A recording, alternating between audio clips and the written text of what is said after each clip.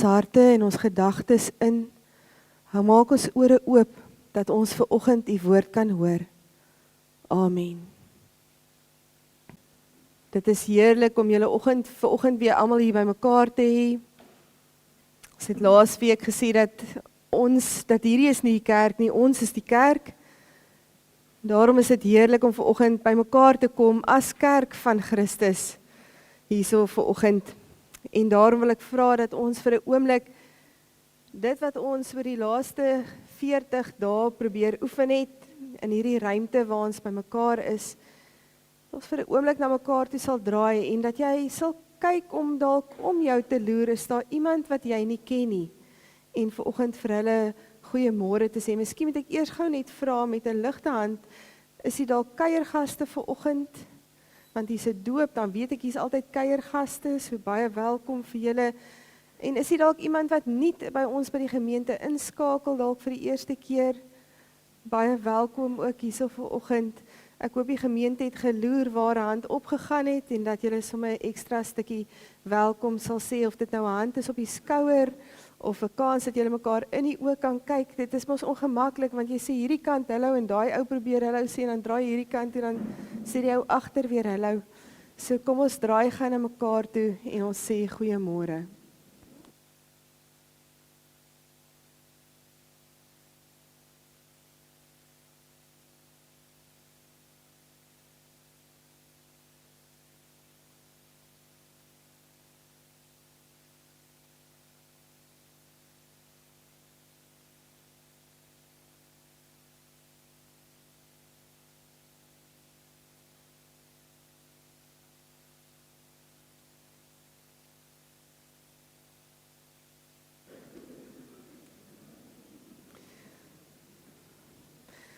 Het is heerlik om te sien dat daar partykeer soms oor 'n paadjie gehardloop word om gou iemand te groet wat ons dalk nie vanoggend gesien het voor die tyd nie.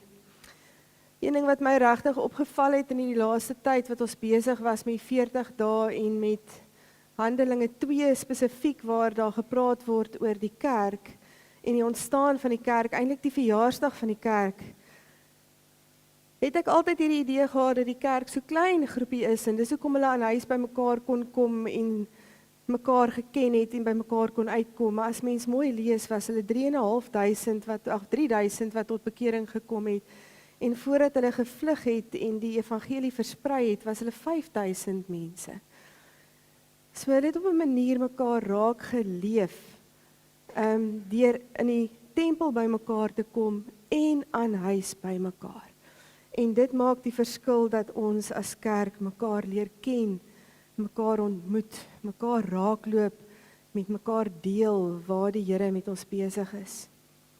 Waar ons vanoggend saam by mekaar is, saam geroep is vanoggend om die woord van die Here te hoor, is dit ook 'n ruimte waar ons onsself wil instel om regtig stil te word, om dit wat jy indra vandag vir 'n oomblik neer te sit en te sê, Here, rig my gedagtes. En ek wil vra dat julle sal stil word vanoggend saam met my met die volgende lied, Loof heel die skepping. Dis 'n bekende lied en ek wil hê jy moet vanoggend net luister. Haal lekker diep asem daar waar jy sit. Vra dat die Here jou hart vandag sal inrig op sy woord.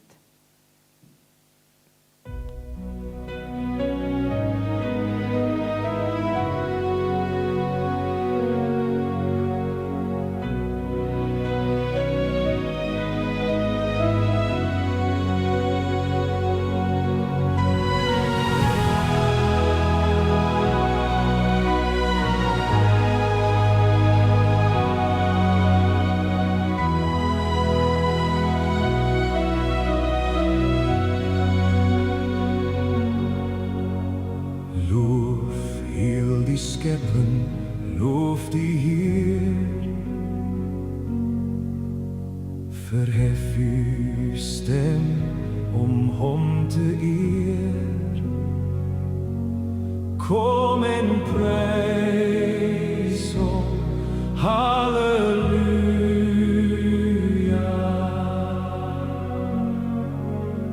Die aarde op sy vaste baan, die wolke wolke en die silvermaan. Kom en loof hom, kom en prys hom. Halleluja, halleluja, halleluja.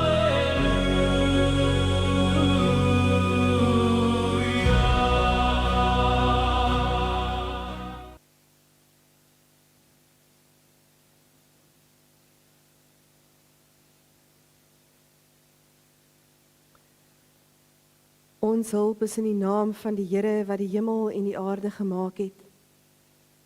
Vandag kom ons nie hierheen as vreemdelinge nie, maar as kinders van een Vader.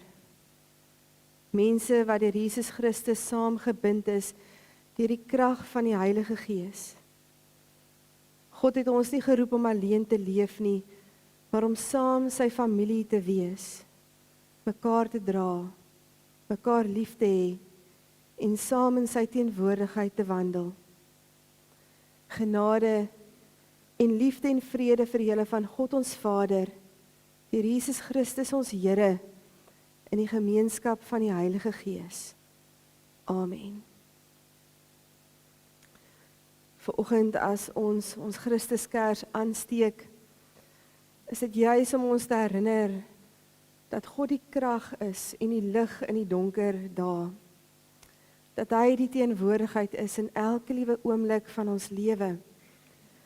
En ek wil vanoggend een van ons kleiner maats uitnooi om vanoggend ons kers te kom aansteek, omdat ons so hierdie maand begin met 'n fokus van jeug, met jeugdag wat in hierdie maand plaasvind. Ek wil uitnooi as daar een van ons kleuters of een van ons laerskoolmaats is wat vir ons die kers wil kom aansteek, is julle welkom. En dan het ons ook ons kers hier voor waar ek julle wil uitnooi as enige iemand vanoggend 'n kers wil kom aansteek. Sommige net met die Here wil kom gesels in hierdie simboliese handeling, is jy welkom.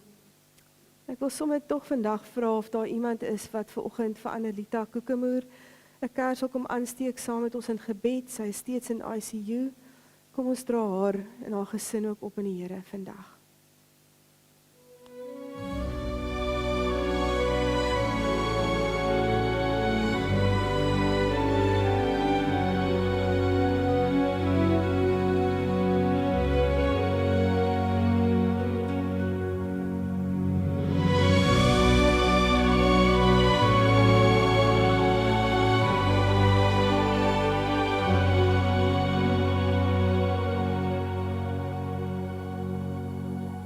Ek was eensaam en verlaat, al was mense rondom my. Daar was niemand wat my verstaan, maar die woord kom toe helder na my.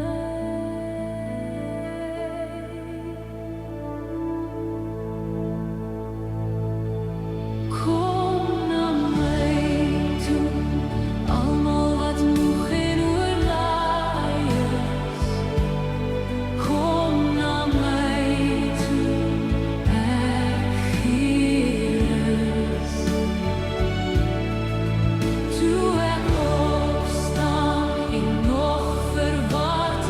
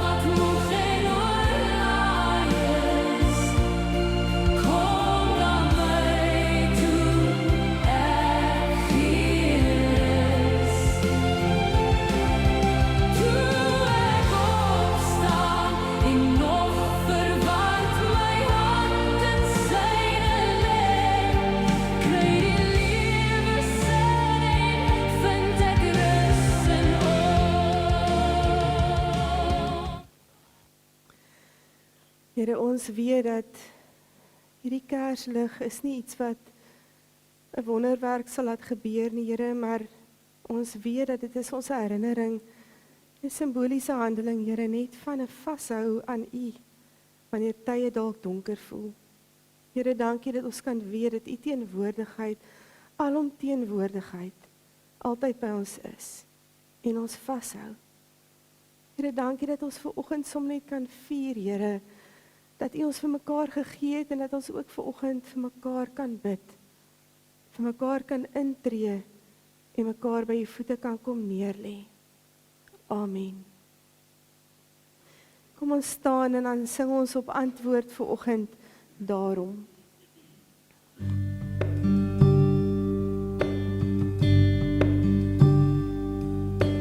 Here, U is my lewe. Ek ken die veilige bewaring elke dag. Here, U is my vrede. As die storms om my woed met brute krag, en as ek val, is U by my. U het betaal, en ek is vry. Daarom sing ek, daarom gee ek U my stem. Daarom juig ek saam met skare instrumente. Daarom bring ek U my dank, sing ek heel dag lang. Daarom sing ek oor my lied vir U, o Heer.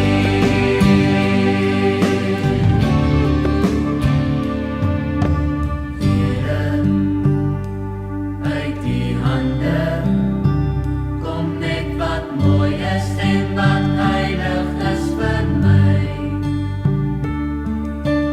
Here, U genade het my deur alles heen tot hierdie dag gelei. En as ek val, is U by my. U het betaal, en ek is vry. Daarom sing ek, daarom gee ek U my stem. Daarom juig ek saam met skare instrumente. Daarom bring ek U my dank, sing ek heel dag lang. Daarom sing ek oor my lied vir U, o Heer. Daarom sing ek, daarom gee ek U my stem. Daarom juig ek saam met skare instrumente. Daarom bring ek U my dank, sing ek heel dag lang. Daarom sing ek oor my lied vir U, o Heer. Daarom sing ek oor my lied vir U, o Heer.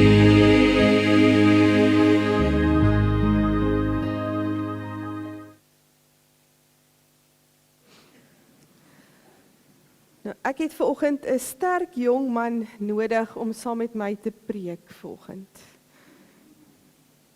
Jy hoef nie te preek nie, ek het net jou nodig vir deel van die preek. Iemand wat 'n sterk jong man is. Ek het 'n paaseier saamgebring. Ek het gedink, ons gaan motivering nodig hê. Het ek nie een sterk jong man nie?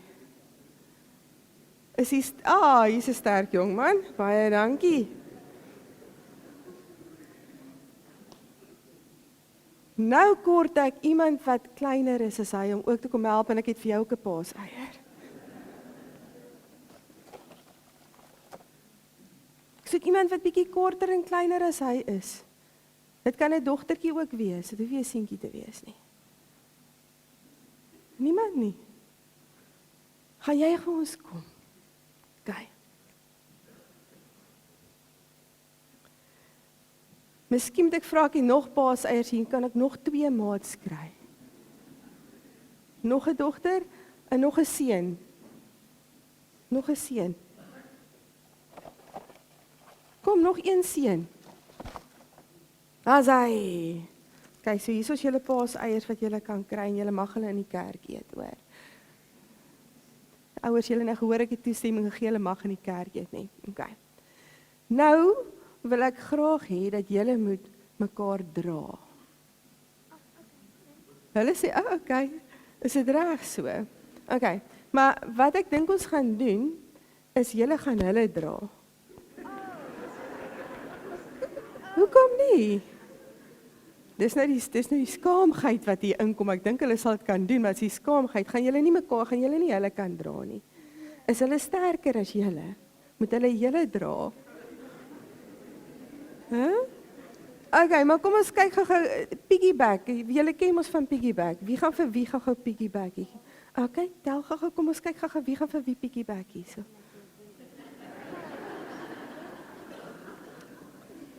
Is dit reg so? Okay, julle kan maar neersit. Nou soek ek 2 groot mense asseblief. Jy kan kom. Lou, laat ek jou kyk want ek dink dis entoesiasme vir 'n paaseier. Ek het daarom nog paaseiers hierso. Nou vir elke paaseier kort nog een iemand. Daar kom nog iemand. Okay, baie dankie.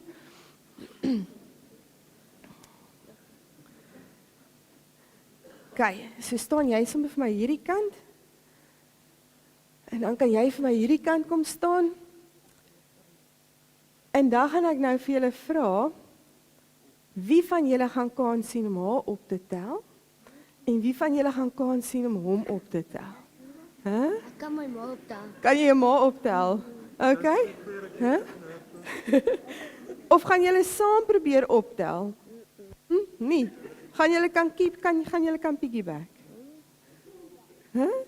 Gaan julle probeer? Wil jy op haar rug klim? Gaan dit beter werk? Okay, probeer gou. En wie van julle gaan op sy rug klim? Gaan jy op sy rug klim? Nee, ek wil hom optel. Wil jy hom optel? Okay, kom ons probeer gou, kom. Daar's hy. Sê reg, net keer hier. Daar's hy. Hy het hom, 'n lekker hande klap. Daar's hy, jy kan hom neersit. Daar's hy. Nou wil ek gou vra, was dit swaar geweest? Sit hom gou neer. Gaan dit ander kant om swaar wees as jy haar moet dra? En was dit swaar geweest? Nee. Jong, die rondtrippel het so bietjie anders te gesê, nê? Maar ek wonder of ons die groot mense kan betrek gou by hierdie oomblik. Julle hoef niemand op mekaar se rug te tel nie. Maar ek wil 'n lied vir julle speel en ek wil hê julle moet kyk of julle hierdie lied herken. Annemarie, jy kan maar vir ons speel.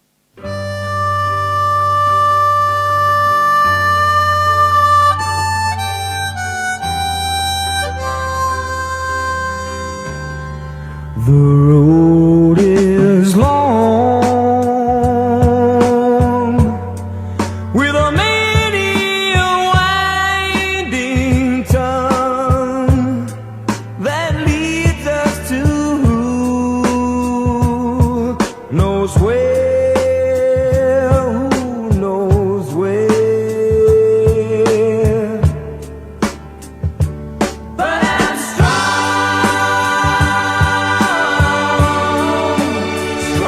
enough to carry him. He ain't heavy, he's my brother.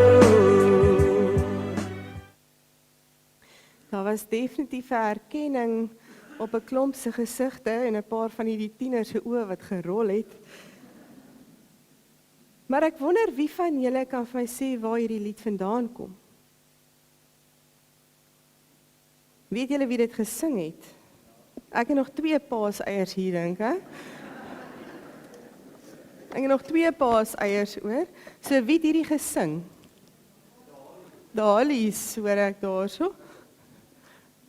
Oep, sorry François. Waar kom hierdie lied vandaan? Wie kan vir my sê hoekom is hy geskryf? Of waar hy vandaan kom, waar het hy ontstaan? Hoe oud is hy? sy broer gedra skool toe wat lam was. Dis die naaste antwoord wat ek nog gehad het vandag vir hierdie ene. Stronkie, ek gaan vir jou die sjokolade, maar ek dink as ek gaan gooi, gaan ek iemand raak gooi. So ek gaan ons in die paadjie afstuur vir jou. Ek hoop hy kom by jou uit. Wie van julle het al ooit gehoor van Boys Town? Nou, daar is verskillende maniere hoe die storie vertel word of die inligting wat uitkom rondom dit, maar ek gaan vir julle 'n stukkie deel rondom dit wat ek raak gelees het. Hierdie het alles begin by 'n persoon met die naam van Edward Flanagan, wat die stigter was van Boys Town in 1917 in Omaha, Nebraska in Amerika. Hy het net gesê dat kinders kan nie op straat wees nie. Weeskinders en straatkinders, probleemkinders wat weggegooi is en wat weggejaag is, het hy bymekaar gemaak. En met $90 wat hy geleen het hy met 5 seuns begin. En het hy hulle ingeneem in 'n huis in met geen hekke nie, geen slotte nie, geen verwerping nie, net een oortuiging. Daar is nie slegte seuns nie, net 'n slegte omgewing wat mense en seuns breek. En daar het hy begin met 5 seuns wat gegroei het tot 'n hele dorp wat later die naam Boys Town gehad het. Hier het hierdie seuns geleer hoe om saam te wees, saam te leef, saam te werk en mekaar se laste te dra. En in 1918 was daar 'n seun met die naam van Howard Loomis wat polio gehad het, wat ook deel geraak het van hierdie huis. En hy het swaar stitte gedra aan sy bene en kon moeilik op en af beweeg. En dan die ouer seuns hom op en af gedra met die trappe en hom beweeg as dit te moeilik was vir hom om te loop. En een dag het Flanagan vir een van die ouer seuns, Ruben Granger, gevra, "Is dit vir jou moeilik om vir Howard rond te dra?" En hy het hom geantwoord, "Hy's nie swaar nie, vader. Hy's my broer. He ain't heavy. He's my brother." Hierdie het die lese van Boys Town geword en 'n frase wat die aandag getrek het van die liedjie liriekskrywer Bob Russell, wat self op daardie stadium baie siek was. En hy het op die einde saam met die komponis Bobby Scott gewerk om hierdie lied te skryf, wat kortliks deur Kelly Gordon opgeneem is en later deur die Hollies, die Britse rockgroep, in 1969 bekend gemaak is. He ain't heavy. He is my brother. She is my sister. Wanneer ons na hierdie lied luister, wanneer ons besig is met die tema gegee vir mekaar, dan weet ons dat dit geen nie om hoe oud jy is, wie jy is, waar jy vandaan kom, of waar jy in jou pad is nie. Maar die ruimte van saam wees, as kerk van die Here moet 'n ruimte wees wat oop is vir almal. Vanoggend het ons juis die begin van jeugmaand. Die week wat verby is kinderbeskermingsweek gewees. En hier by ons in die gemeente vandag sit daar heelwat van ons kinders. Ek dink ons is dun gesaai met die eksamen wat reeds begin het. Maar vandag is daar sommer net die behoefte om vir ons jong mense te bid voordat hulle uitbeweeg na die saal toe. En ek wil vra dat hulle sal opstaan net daar waar hulle is, nie uitgaan nog nie, net sal opstaan. En ek gaan vir Hannes vra om vir hulle gebed te kom doen vanoggend voordat hulle uitbeweeg na die saal toe. Hulle het daar muntlegging en sommer lekker hot chocolate. Nou sien ek gaan die groot mense ook opstaan en uitloop, wat hulle sommer lekker saam gaan kuier. Ek wil vra dat al ons kinders sal staan waar julle is, dat die gemeente ook julle kan raak sien en kan weet dat vanoggend tree ons vir julle in gebed ook vir julle eksamen en die ruimte en die moeilike lewe wat julle ook het, die moeilike goed wat julle moet aanpak, wat soveel anderster is as toe ons julle ouderdom was. Kom ons sluit gou die oë. Ons Vader wat in die hemel is, laat U naam deur elke kind geheilig word wat U is, Here. Maar nie net deur die kinders, ook deur die ouers, dat ons hulle sal rig in die waarheid en in die lewe, om hulle lewens tot eer van die naam te leef, Vader. laat die koninkryk ook in elkeen van hulle kom, Vader. Kom deur reg op te tree, by die skool, by die huis, en 'n kind van U te wees, en so U naam te verheerlik deur hulle doen en late ook, Vader. Ag, ons bid ook, dat U ons almal se sonde sal vergewe, Here, daar wat ons as ouers ook baie keer verkeerd doen, en ons kinders verkeerde raad gee, Here, rig ons om hulle ook die regte raad te gee, Here, en wees ook met die kinders, om U naam te eer en te verheerlik. Ons bid dit in Jesus se naam. Amen. Julle is welkom om uit te beweeg na die saal toe vir julle muntlegging en ook die hot chocolate saamkuier. Terwyl hulle uitgaan vir die hot chocolate, wil ek julle sommer uitnooi om na die erediens 'n koppie koffie of tee te kom drink. Dan mag dalk nog hot chocolate wees, weet nie, maar julle is baie welkom om as gemeente saam te kom kuier ook na afloop van die erediens.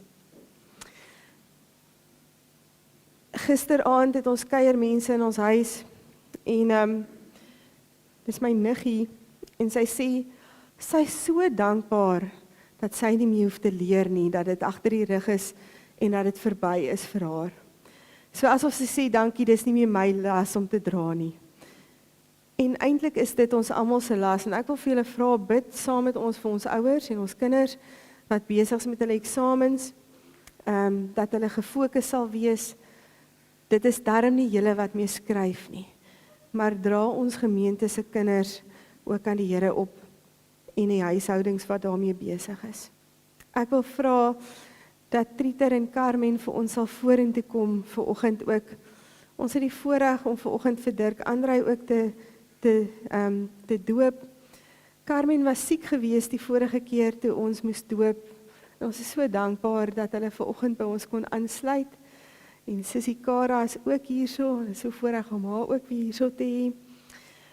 En wanneer ons vandag doop, dan dink ons aan die woorde van Paulus wat ons net nou gaan lees in 2 Korintiërs 8.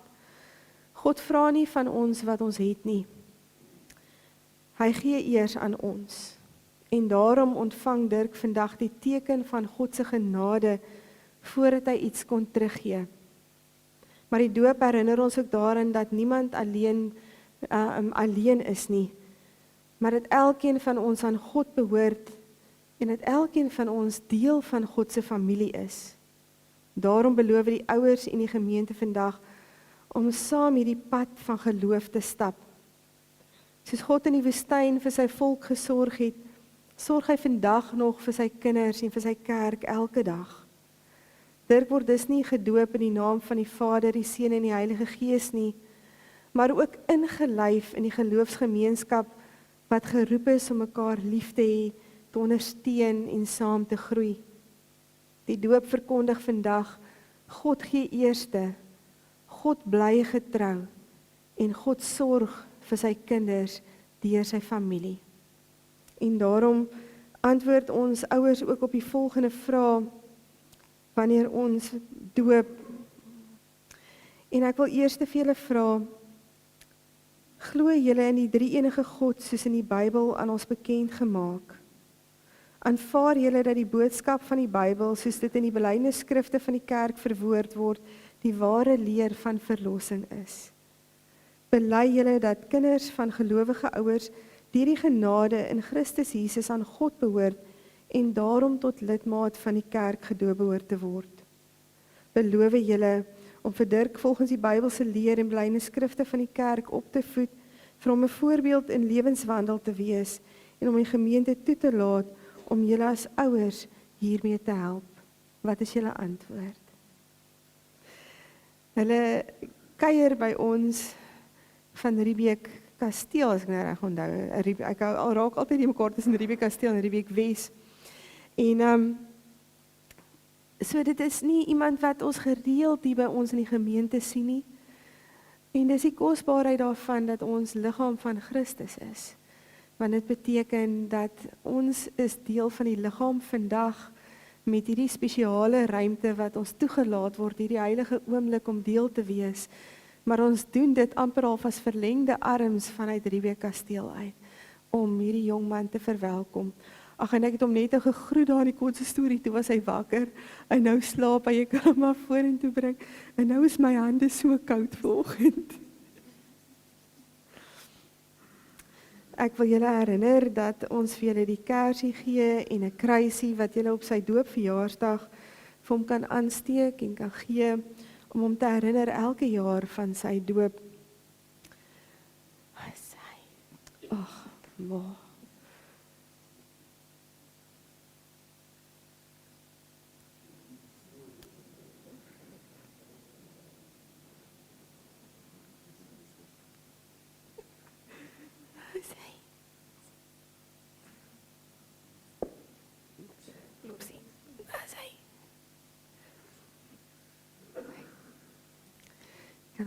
Daarom is die water warm.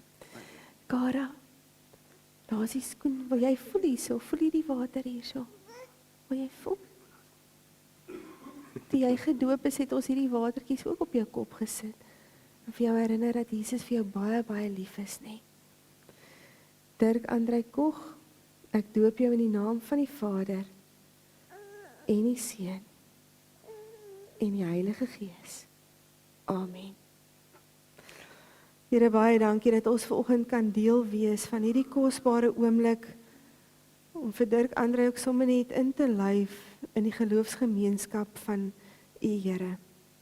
Dankie dat U eerste na hom toe uitreik, nog voordat hy kon kies en kon vra, het U vir hom gesê, jy is myne. Here, ek wil vra dat U hierdie ouers ook sal dra en sal help in hulle pad om vir hom en vir Kara groot te maak, om U beter te leer ken. Amen. Ek gaan vra dat jy so tree vorentoe gee, want ek is bang omdat hy nou net wakker geword het, gaan hy dalk moan as ek hom vat.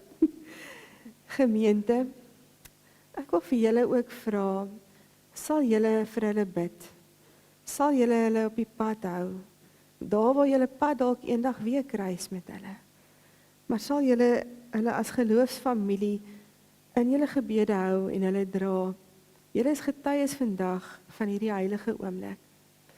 Ek wil vra dat julle ook sal antwoord, gemeente, sal julle hulle in julle gebede hou en julle dra? Hulle dra. Wat is julle antwoord? Gemeente, dan wil ek julle voorstel aan ons nuutste, jongste lidmaat, Dirk Andrei Koch. Ek wil vir julle hierso 'n Bybeltjie gee as herinnering, as dinge nou rustiger en stiller is, kan julle weer die doopvrae deurlees hier binne, kan julle teken daarby en kan julle dit vir hom bære vir eendag. En Kara, hier is jou boekie ook om bietjie meer van Jesus te leer, hoor? OK. Kom ons sing 'n lied wat eintlik 'n lied is wat baie oud is, maar so besonder is en 'n lied wat ek glo elkeen sal ken. Want dis Here, ons weet dat ons is klein, maar ons is in U hande vas. Kom ons sing saam.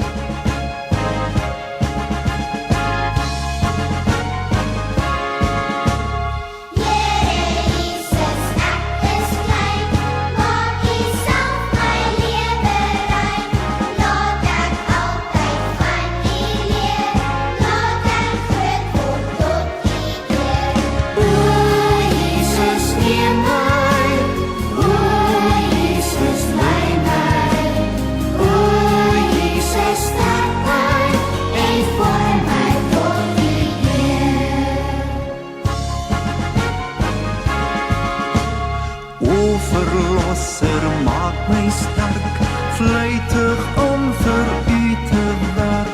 Laat my tog gehoorsaam bly, altyd gaan waar U my lei. O Jesus, neem my, o Jesus, lei my. O Jesus, sterk my en vorm my tot U eer.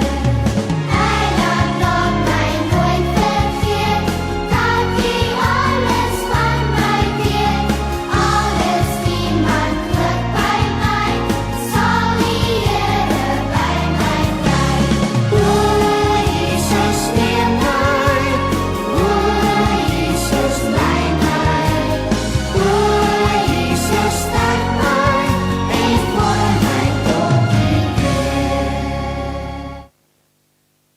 Kom ons sluit net die oë. Hemelse Vader, dankie dat ons dat U ons hierdie tyd gee om vanoggend U woord te bestudeer. Laat die bediening van U genade ons harte vul en leer ons. Help ons om alles te verstaan wat ons vandag hoor, Here. Maar help ook dat die woorde nie sal leeg bly nie, maar in ons harte sal kom lê en dat ons sal oorgaan in dade, Here. Want vandag roep ons op om te doen. Amen. Ons gaan vanoggend uit 2 Korintiërs 8 uit lees. So julle is welkom om julle Bybels daar oop te maak. Die teksgedeelte wat ek op die bulletin deurgegee het, is net 'n gedeelte van dit wat ons vanoggend gaan lees, maar ek gaan by vers 1 begin, omdat dit vir my belangrik is, dat julle so 'n stukkie agtergrond het van 2 Korintiërs 8 vers, as ons dit lees. Julle is welkom om op die skerm te volg, ek het dit daar ook op vir julle. Die Christelike vrygewigheid is die opskrif hierso. Broers, ons wil hê julle moet weet van die genade wat die gemeentes in Macedonië van God ontvang het. Al was hulle swaar beproef deur verdrukkings, hulle blydskap was oorvloedig, en al was hulle baie arm, hulle was ryk in hulle oorvloedige vrygewigheid. Ek verseker julle, hulle het na vermoë, ja bo hulle vermoë bygedra. Uit eie beweging het hulle by ons daarop aangedring om te mag deel in die liefdeswerk van hulpverlening aan die gelowiges in Judea. Dit was meer as wat ons verwag het, want eers het hulle self aan die Here gegee en toe aan ons. Dit is hoe God dit wil. Daarom het hy ons vir Titus versoek om hierdie liefdeswerk waarmee hy vroeër by julle begin het, nou ook te voltooi. Aangesien julle alles in oorvloed het, geloof, die gawe om julle woord te doen, kennis van God, onbeperkte ywer en ons liefde vir julle, wees dan ook in hierdie liefdeswerk oorvloedig. Ek gee nie 'n opdrag nie, maar ek wys julle op die ywer van ander, om daardeur die opregtheid van julle liefde te toets. Julle ken die genade van ons Here Jesus Christus, hoewel hy ryk was, het hy ter wille van julle arm geword, sodat julle deur sy armoede ryk kon word. Nou wil ek julle net raad gee om julle te help. Julle was verlede jaar nie alleen die eerste wat iets gedoen het nie. Julle was ook die eerste wat gewillig was om iets te doen. Maar die werk nou ook klaar. Maak die werk ook nou klaar. Die ywer om uit julle beskikbare middele die insameling af te handel, moet net so groot wees as die gewilligheid waarmee julle dit begin het. As die goeie wil daar is en iemand gee volgens wat hy het, neem God die gawe aan. Hy verwag nie van hom wat hy nie het nie. Ek bedoel nie dat julle gebrek moet ly om ander te kan help nie, maar sodat daar ewewig sal wees, moet julle wat nou oorvloed het, die help wat gebrek ly. Dan, as hulle weer oorvloed het en julle gebrek ly, kan hulle julle weer help. So kom daar ewewig. Daar staan ook geskrywe, die met baie het nie veel gehad nie, en die met 'n bietjie nie te min nie. Ons gaan net tot daarso lees vandag.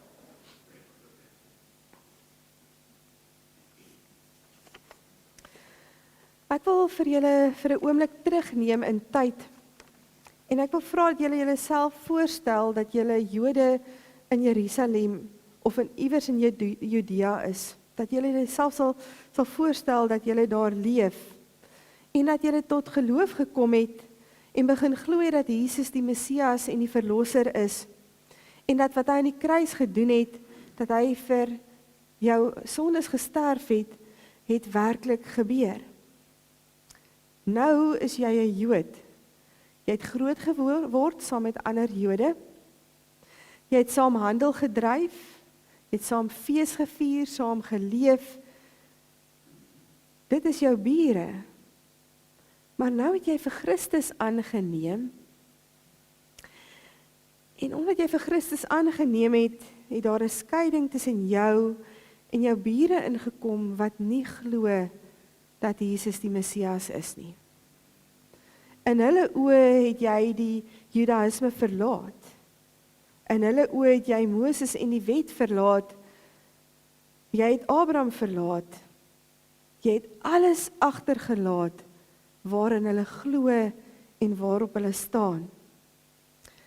En jy beweer nogal daarbey ook dat die Messias is Jesus Christus.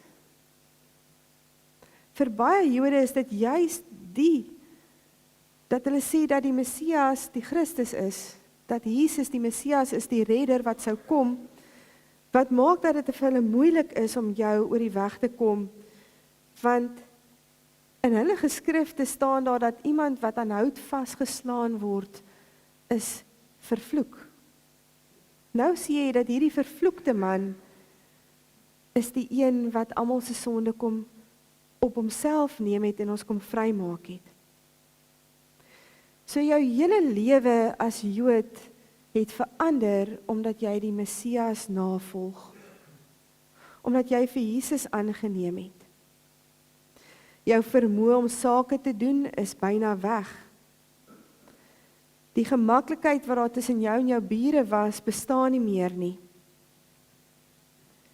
Dit was werklik die prentjie wat baie gelowiges in Judea en Jerusalem moes verduur. Nou wil ek jy met jouself voorstel ook dat daar 'n hongersnood is wat in die land kom en dit tref almal en mense begin honger ly. Maar waar bure saamkom en gewoonlik help in 'n natuurramp, ek dink net aan ons natuurramp, die vloede wat ons nou oor die laaste tyd gehad het en hoe ongelooflik mildelik die gemeente net en reg oor die land mense bygedraai het en saamgestaan het om mense te help wat deur hierdie vloede geraak is. Maar onthou, jy's nou 'n Joodse Christen in Judea en omdat jy Jesus as jou verlosser aangeneem het, kom jou mede-Jode nie om jou te kom help nie. Hulle kom jou nie besoek as jy siek is nie. Hulle ondersteun jou nie.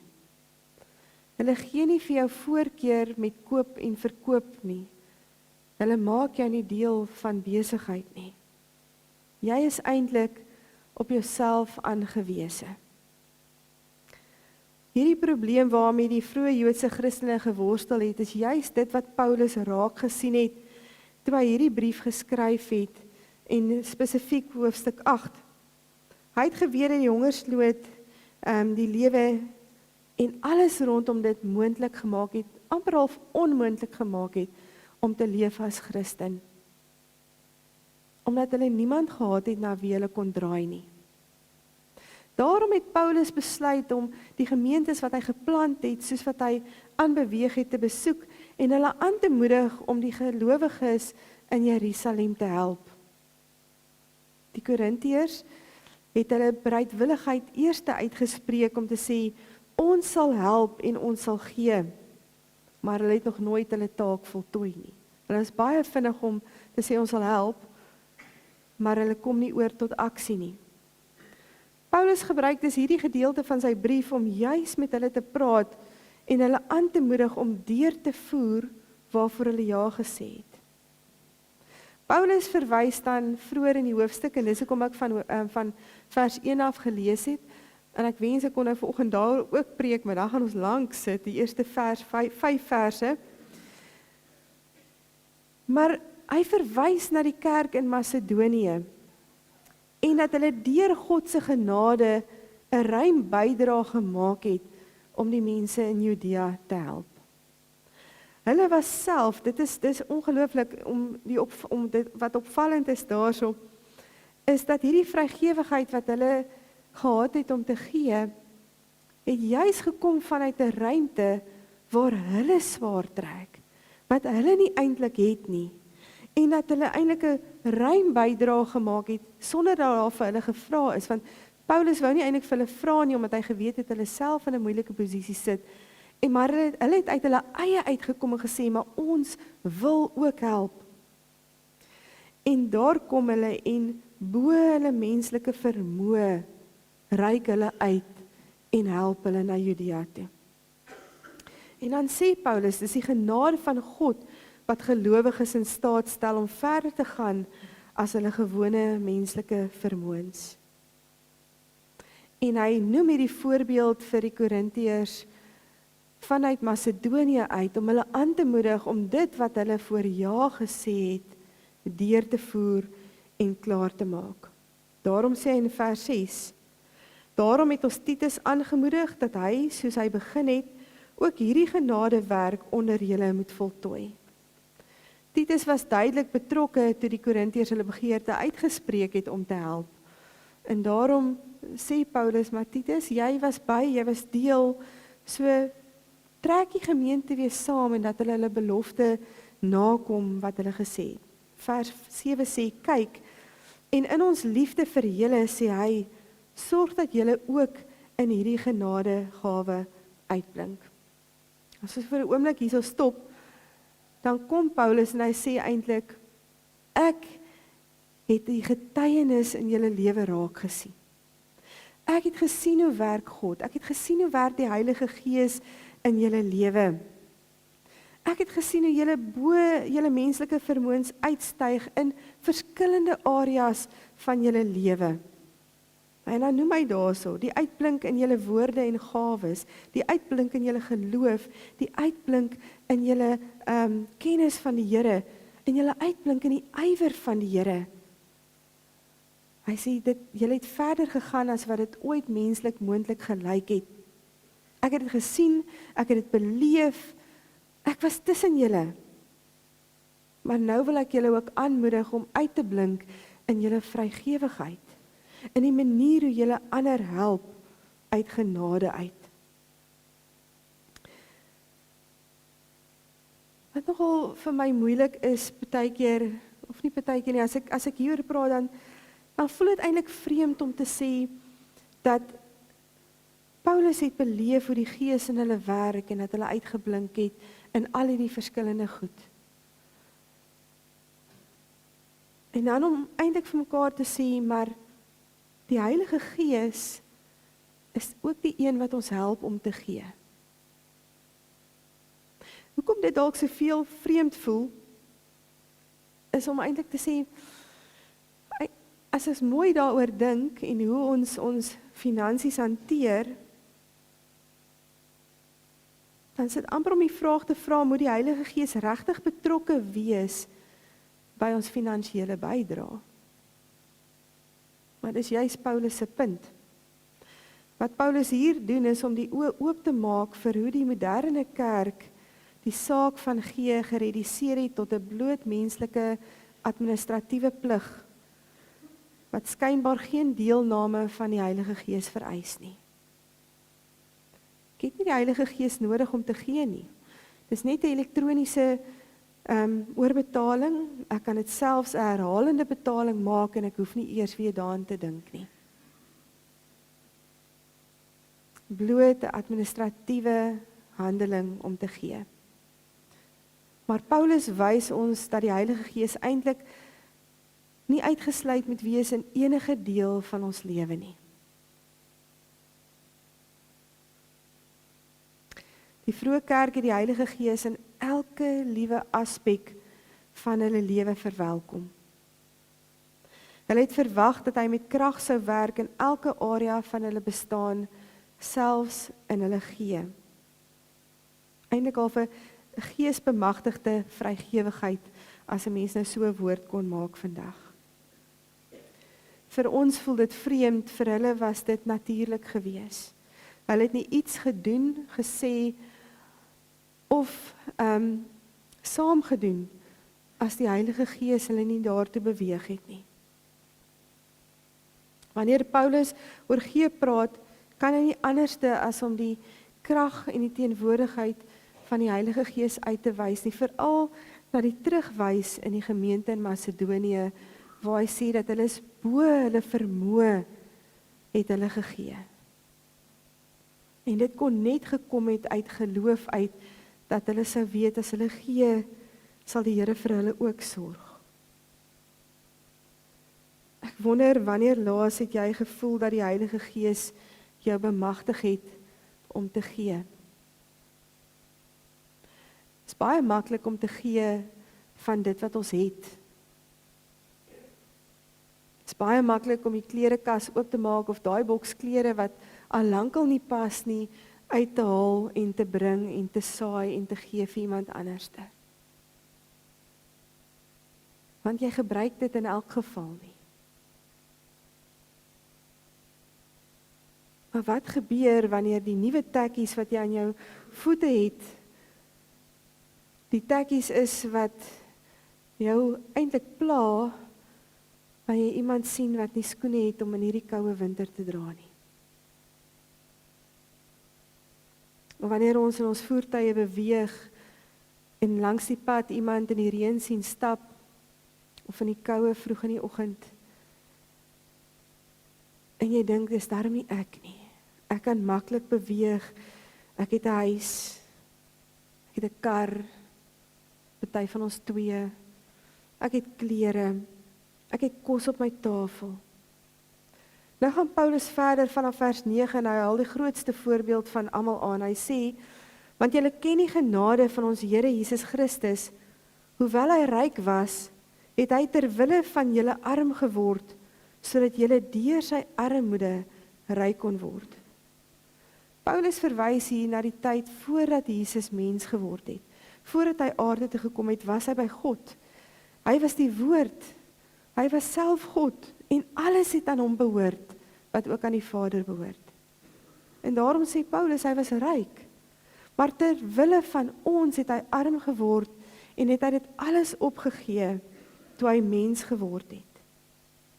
Ons sien dit in die brief van Filippense, praat hulle van die woord dat hy homself ontledig het, uitgegiet het. Dit beteken alles. Daai beker was leeg daarna. Hy het die heerlikheid van die hemel verlaat en die gestalte van 'n diensknegt aangeneem. Hierdie verwysing van rykdom na armoede toe gaan nie oor geld nie. Dit gaan daaroor dat deur Christus se armoede het ons ryk geword deur die ewige lewe, deur 'n lewe van vergifnis te ontvang. Dis nie aardse voorspoed nie, maar 'n geestelike rykdom en die erfenis waaraan ons kan deel wees. Dis juis wat ons vanoggend hier met die doop kom sê het. Dat hierdie klein ding, nog voordat hy kon kies, kon vra, die Here vir hom gesê, ek sluit jou in by my hemelse rykdom. Alles wat myne is joune. Jy word 'n erfgenaam daarvan.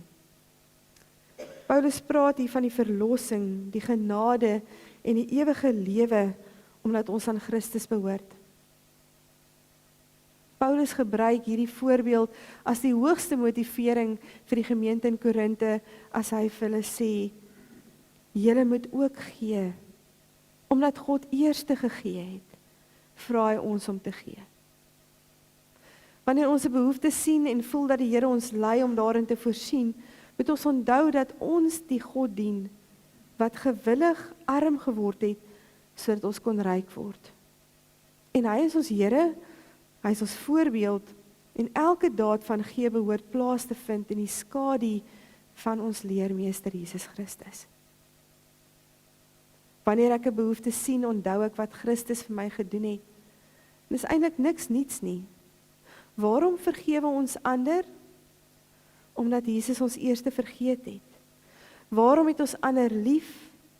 Omdat Jesus ons eerste lief gehad het. En waarom gee ons? Omdat Jesus eerste gegee het en alles gegee het. Dis presies dieselfde beginsel.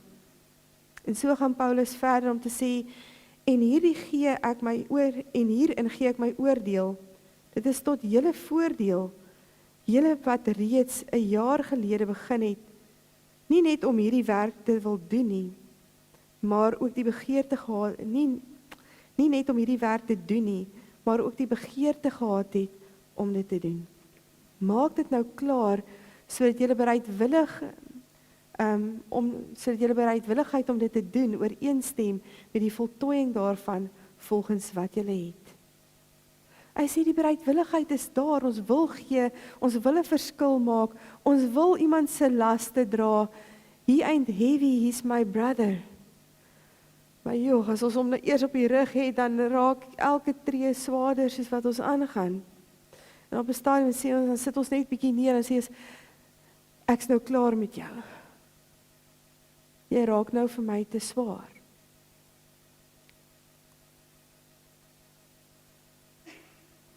As die bereidwilligheid daar is dit aanneemlik volgens wat iemand het, nie volgens wat hy het nie. Hierdie beginsel moet ons ook onthou uit 2 Korintiërs 8 uit. God beoordeel nie volgens wat jy nie het nie. Jy kan nie gee wat jy nie besit nie. Jy is nie 'n rentmeester van iemand anders se geld nie. Joe, dit sou darm lekker gewees het, nê? As jy nie die rentmeester kon gewees het van iemand anders se geld, se tyd, hulle dagboek. Maar die Here vra nie vir jou om te gee wat jy nie het nie. Dit maak mos nie sin nie. God meet jou getrouheid nie aan iemand anders se hulpbronne nie, maar uit jou vermoë of jou vertroue om vanuit jou hulpbronne te gee. Jou tyd, jou gawes, jou dagboek, jou geld, jou menswees. Dit is vir ons so maklik om 'n blikkie kos te bring of 'n boks vol klere te bring en so van jouself te gee. Maar om na iemand toe te draai in die banke en hulle te groet op 'n Sondagoggend voel partykeer so moeilik. Maar dis ook 'n stukkie van jouself gee. God meet jou getrouheid nie aan iemand anders se hulpbronne nie. Hy meet dit aan die hulpbronne wat hy aan jou toevertrou het. Daarom kan ons nooit vergelyk met hoe iemand anders gee en op dieselfde manier wil gee nie. God vra nie vir jou om te gee volgens iets wat jy nie het nie.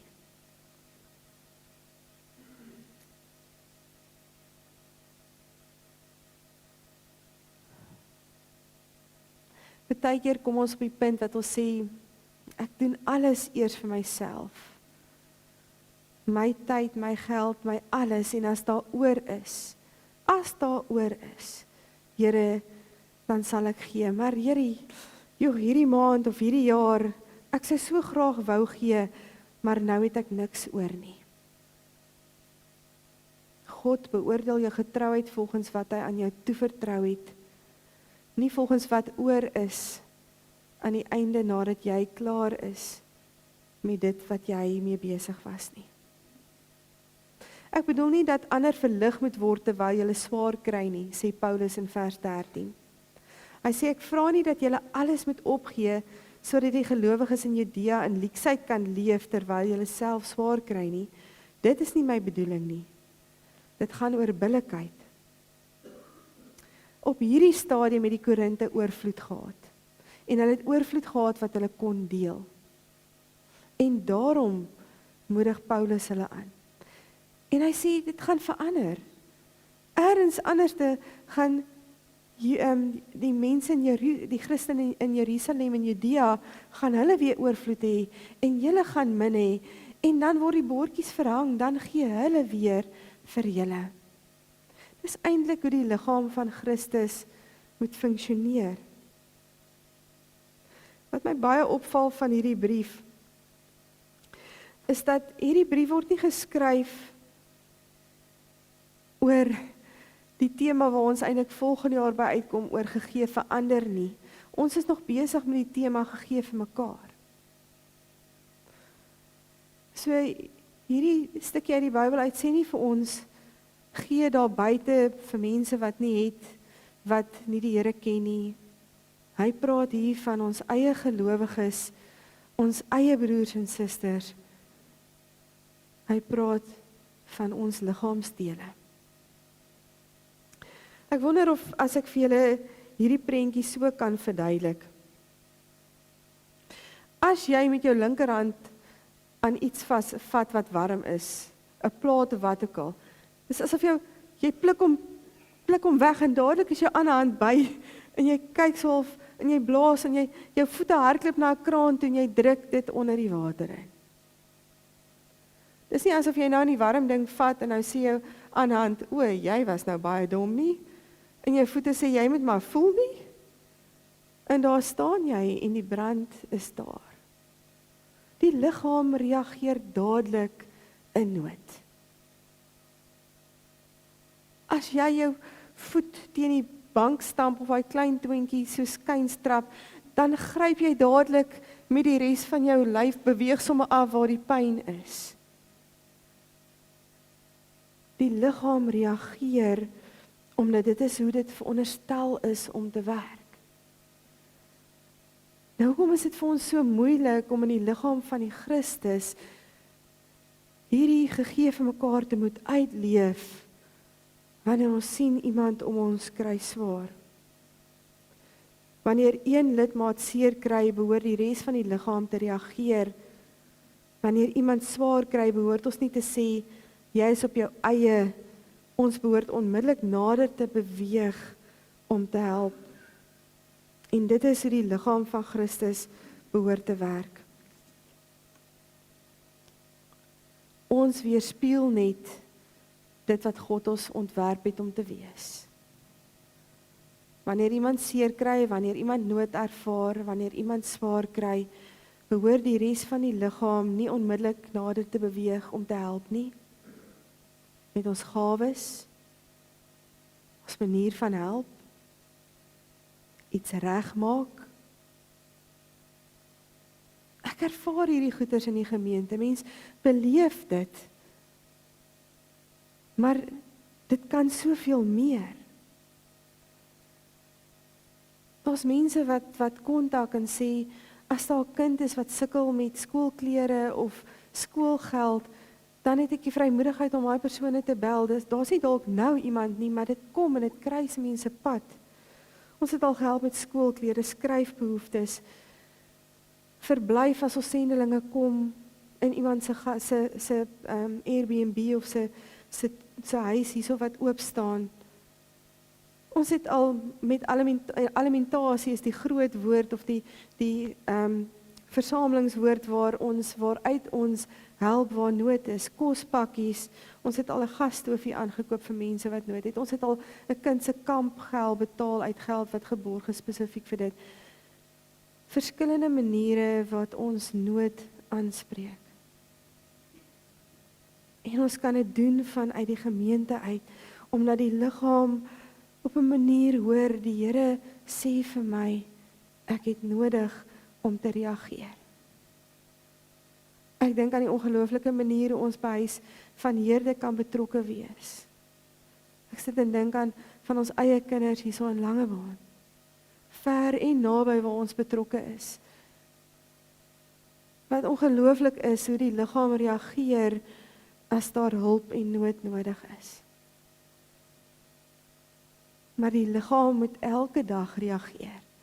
Die heeltyd aanhou reageer en nie wag net vir 'n oomblik wanneer ek vinnig kan instaan nie. Daar's plek vir dit ook. Maar die Here nooi ons uit om dit te kom weerspieël wat hy in ons ontwerp het. Om liggaam van Christus te wees. Om gegee te wees vir mekaar. Om daar te wees waar niemand jou raak sien nie. Waar ons nie ons naam op 'n kaartjie sit wat uitgedeel word nie. Waar die kerk se naam nie groot op 'n trok staan wat opdaag om hulp te verleen nie. Maar dat ons daar is waar die Here ons vra om te wees. Kom ons sluit die oë.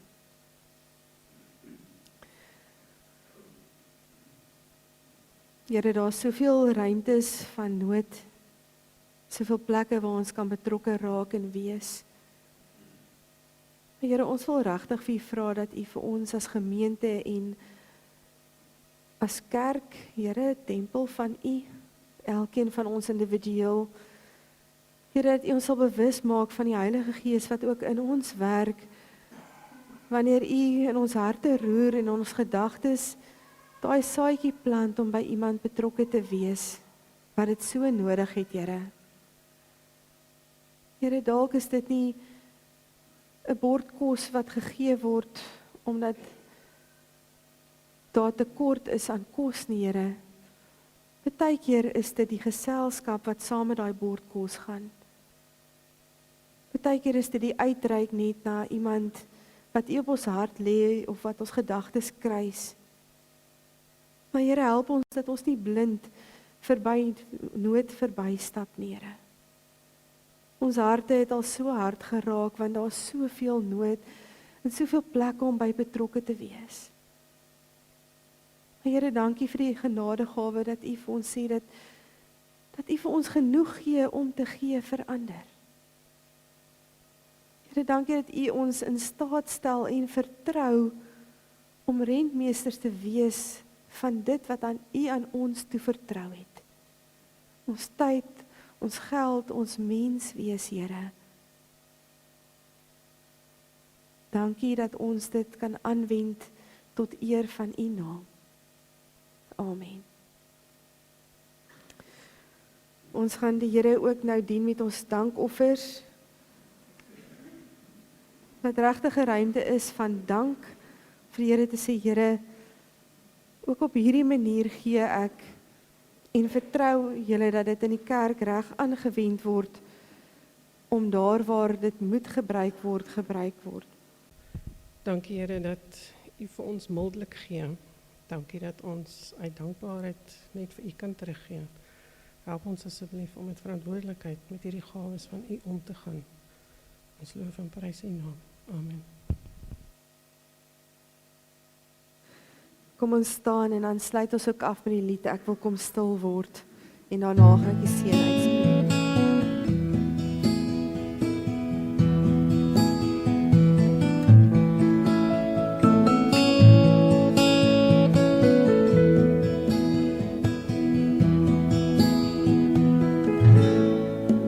Ek wil kom stil word hier aan U voete. Ek wil kom hoor wat U vir my sê. Ek wil kom oopmaak vir U Gees, Heer, as ek my vrae voor U kom lê. Want soveel mense sterf sonder Jesus, soveel mislei na die ewige dood. Daar's soveel oorvloed, selfsug en rykdom, wyl ander ly in hongersnood. Ek wil kom vra, Heer, wat van die kinders, wat nood en lyding glad nie verstaan, wat van die mens, wat stukkend en seer is, wat van die een, wat eensaam vergaan. As ek dan vra, Heer, waar is U liefde, moet ek erken, dit lê nog by my. Hier in my selfsug stap ek gevoelloos by nood en seer van mens verby. Maak my 'n beeld van Jesus se liefde, om in die nood U hande te wees. Ek gee myself aan U as 'n offer, onder beheer van die Heilige Gees. Hier staan ek voor U, net soos Jesaja. Raak my nou aan met U heilige vuur, sodat ek oral U liefde kan uitdra. Hier is ek, Heer, U kan my stuur. Hier is ek, Heer, U kan my stuur.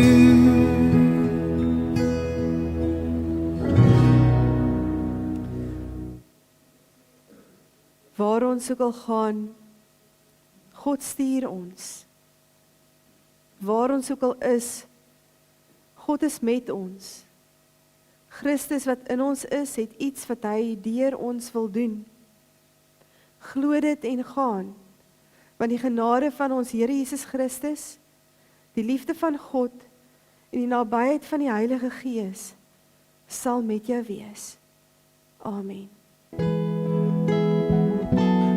dit so wees, Here, amen. Laat dit so wees, Here, amen. Heer, laat ons leef soos U leer, Here, amen. Laat dit so wees, Here,